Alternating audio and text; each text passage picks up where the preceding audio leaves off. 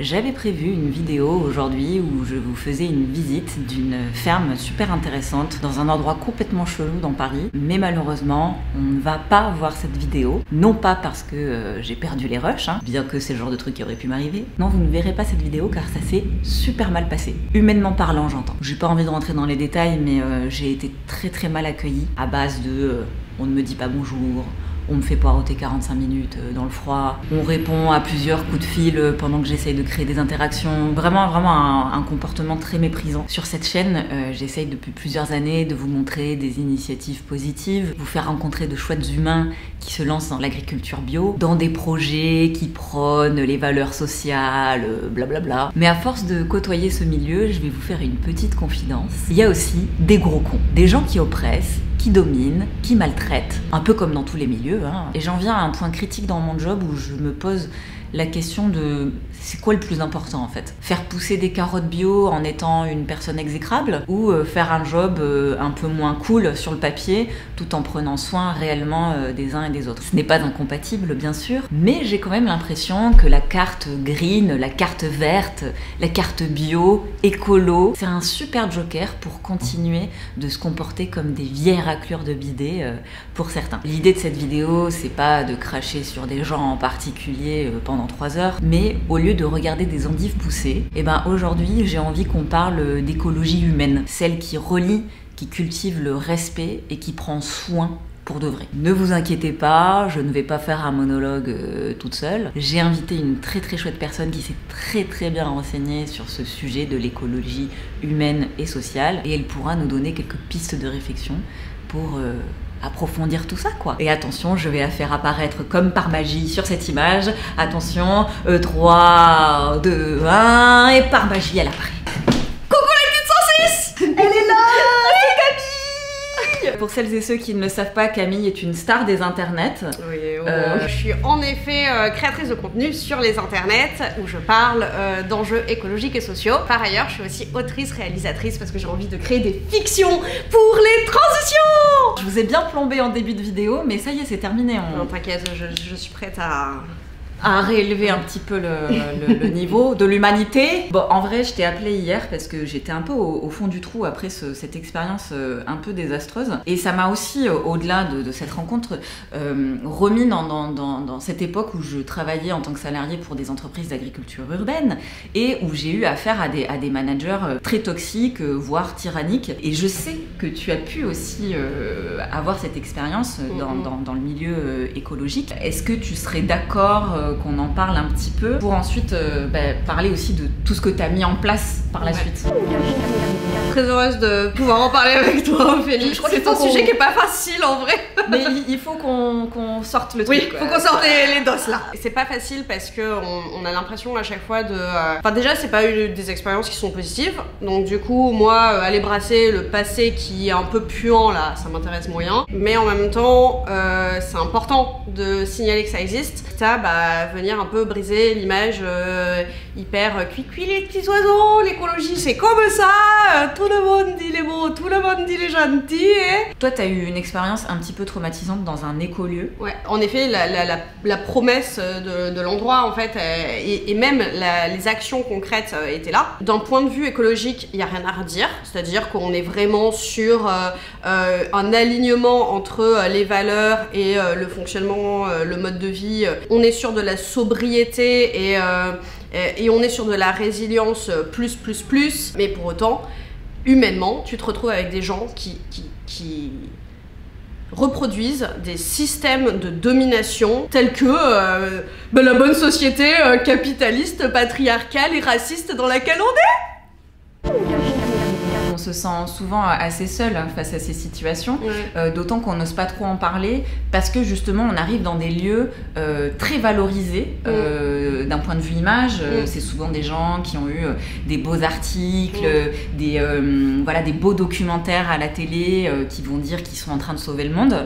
Puis nous, quand on arrive et qu'on voit un petit peu les coulisses, on se rend compte que en fait c'est comme d'habitude. C'est ça qui est hallucinant, c'est qu'en fait c'est vraiment pour moi l'enfer pavé de bonnes intentions. C'est-à-dire que tout ce que l'on met en place dans le discours et même jusque dans les faits est grave cool, mais il y a un moment, l'écologie c'est pas un objectif déconnecté d'une réalité humaine. Vous avez bien compris qu'on est très très énervé. Le danger en fait quand on est face à quelqu'un de toxique dans un milieu comme l'écologie ou l'agriculture urbaine, c'est que en fait on s'en rend pas forcément compte au tout début. Et aussi c'est des endroits où on a peut-être un peu plus baissé notre garde. Exactement. On est un peu moins vigilant face à des comportements de domination. C'est la fameuse police de la bienveillance, etc. Et en fait, je pense que c'est hyper important quand tu abordes ces milieux-là, ces environnements-là, aussi pétris de bonnes intentions soient-ils, de jamais baisser ta garde. Tu peux trouver des canards boiteux absolument partout, et que c'est pas pour autant que ça remet en cause le mouvement dans son ensemble. Enfin, faut pas leur donner cette importance-là aux canards boiteux. Ok, je garde un œil et un esprit critique dans toutes les situations, et quel que soit le nouveau milieu absolument génial qui a envie de transformer le monde, qui me parle de ouf, que j'aborde. On se disait aussi que c'était peut-être d'autant plus important quand on est une minorité. Quand tu es une femme ou une personne racisée, LGBT ou personne en situation de handicap, t'es plus susceptible de tomber sur des rapports de domination toxiques. Mais parce que, encore une fois, si le logiciel n'a pas été profondément changé, ces rapports de domination, ils continuent d'exister, mais même dans tous les nouveaux espaces plus positifs. Le mode de ninja n'est pas forcément à tout le temps activé, mais toujours un mode un peu... Vigilance. Comme ça. C'est ça. Attention. Une fois qu'on l'a un petit peu digéré, qu'on a compris qu'on a été aussi victime un peu de comportements toxiques, qu'est-ce qu'on fait? Toi, t'es carrément partie te former. Ouais, exactement. Pour moi, en fait, c'est l'expérience dont on discute qui a été une expérience vraiment pas du tout agréable, qui m'a même fait énormément remettre en question le milieu dans lequel j'évoluais, parce que je me suis dit, ouh là là là là, mais la petite dictature verte là, on n'en est pas loin. Je me suis retrouvée avec cet exemple-là, et je me suis dit, en fait, il est absolument essentiel de non seulement changer nos comportements et notre rapport à l'environnement, mais aussi la façon dont on interagit ensemble, la façon dont on s'organise, la façon dont on fait société ensemble. Je me suis beaucoup intéressée au sujet de sociocratie, d'holacratie, qui sont en fait des sujets de comment on fait de la gouvernance partagée, comment on s'organise autrement, comment on fait société, comment on fait cité. On a tous à un moment donné des mécanismes, comme on disait tout à l'heure, où on va se replier sur soi, où on va être en réaction face à, où on va juste être mal luné un jour et être un peu agressif. Donc l'idée c'est pas d'aller pointer du doigt des méchants, mais plus d'essayer de se déconstruire à plein d'échelles. J'ai entendu parler aussi évidemment de communication non violente. En soi, moi là je mets un gros warning, c'est de savoir que un outil, selon ce qu'on en fait, ça peut être quelque chose de très bien ou ça peut être quelque chose qui peut potentiellement devenir toxique. C'est pas neutre. Donc c'est toujours intéressant, première chose, d'avoir un œil critique sur les outils que l'on utilise et d'être capable de les remettre en question et de les challenger.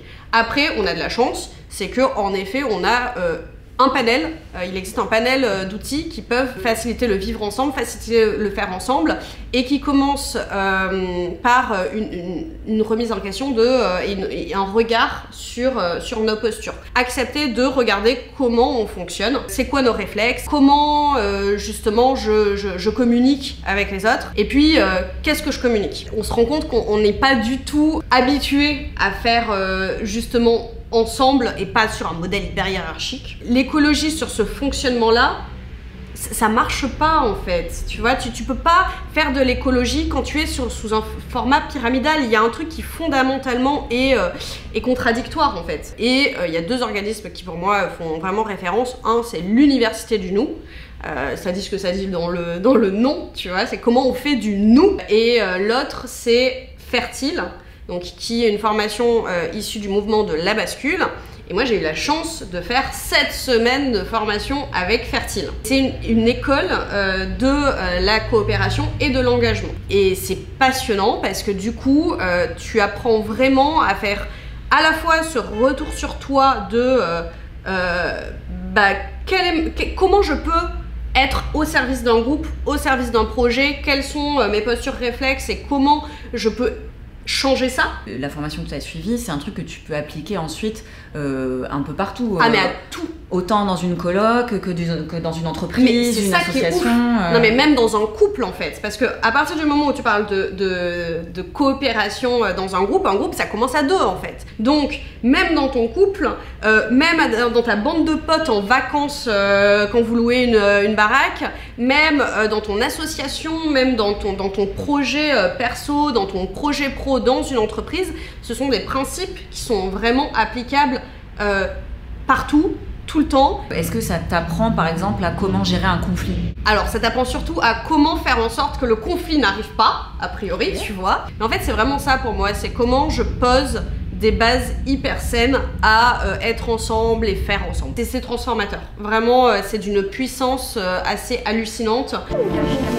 Qu'est-ce que c'est pour toi l'écologie? C'est une façon d'être au monde et d'être au service du vivant. Et pour ça, ça passe autant par mes comportements individuels, ça passe autant par l'engagement politique que je peux avoir pour changer le système.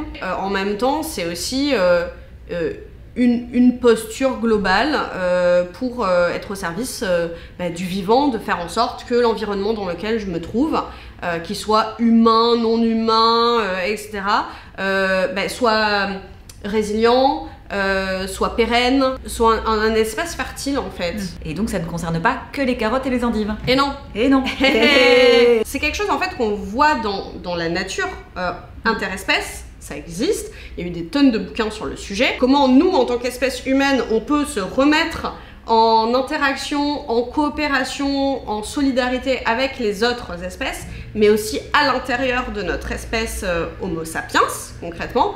Comment on fait en sorte que on ait tous les mêmes chances et le même espace de vie. J'ai l'impression que c'est une dimension presque utopiste. Est-ce que toi tu le vois comme ça ou est-ce que tu as pu observer des cas, des projets qui fonctionnaient vraiment sur ce système-là? Eh ben écoute, alors c'est une très très bonne question. Je pense qu'en effet la dimension utopique elle est évidente parce qu'on part de si loin, ça n'existe pas la perfection.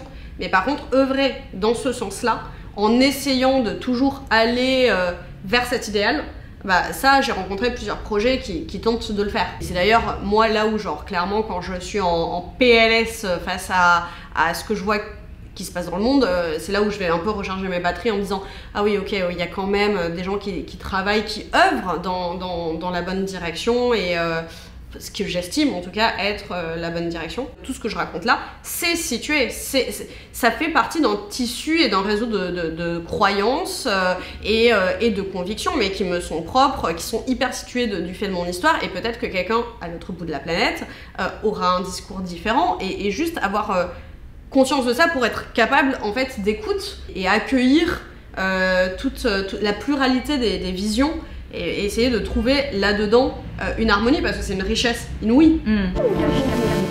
Alors j'ai une question très concrète, du coup, qu'est-ce qu'on fait dans une situation où on est face à quelqu'un de toxique ou une situation toxique? Je suis pas sûre d'avoir la réponse. ce que je vais dire là, si ça se trouve on s'en reparle dans 3 ans. Okay. J'ai un autre discours. Au jour d'aujourd'hui. Au jour d'aujourd'hui. Quels sont tes recos? La première, c'est de se protéger. Si on est dans un contexte qui est toxique, c'est aussi être capable de pouvoir le fuir, là, tu vois, genre vraiment il y a ce côté fuir, se protéger, se mettre à l'abri, c'est hyper important. Maintenant, ceci étant dit, je pense que la communication et la transparence sont vraiment des outils très puissants. Rendre visible les intentions de chacun, chacune, ça peut être vraiment quelque chose d'éclairant, en se disant je parle non pas pour vider mon sac de haine, de frustration, mais pour dire qu'est-ce qui m'a blessée, parce que j'ai envie en fait derrière qu'on réussisse à surmonter cette difficulté.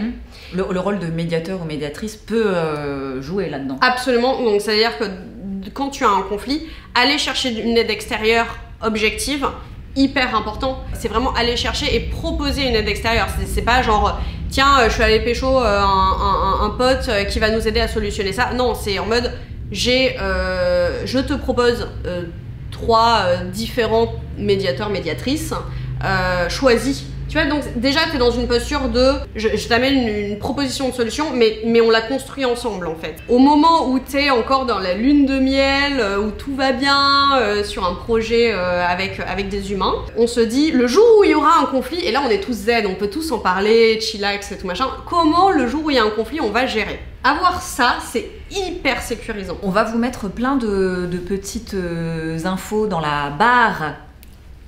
J'avais toujours rêvé de faire un truc comme ça. On peut le faire super longtemps si tu veux. Génial. Ça fait du bien au poignet en plus. Oh yes. Et il y a une autre vidéo que j'aime énormément, justement, de Isa Padovani, qui interroge Sophie Rabi, qui également a eu un gros conflit avec son mari dans l'écolieu qu'ils ont fondé. Et en fait, c'est très apprenant, très enseignant, tout ça, toutes ces expériences qui foirent en fait. Qu'est-ce que j'apprends de ça pour pas refaire les mêmes erreurs? Ouais. Et je pense qu'on a un déficit de littérature et de partage d'expériences communes, parce qu'on n'aime pas parler de quand ça a foiré, on n'aime pas, genre on met sous le tapis en fait. Ici. Moi je sais que là tu vois, je vais aller habiter dans un écolieu, donc c'est pour ça que j'ai fait 2 mois de formation à la posture de coopération et à l'engagement et tout. Et l'une des premières choses que l'on s'est dit quand on s'est réunis, donc vraiment le petit noyau d'êtres humains qui décident ensemble de se dire ok, on va vivre ensemble, c'est qu'on allait regarder justement cette vidéo d'Isa Padovani et de Sophie Rabi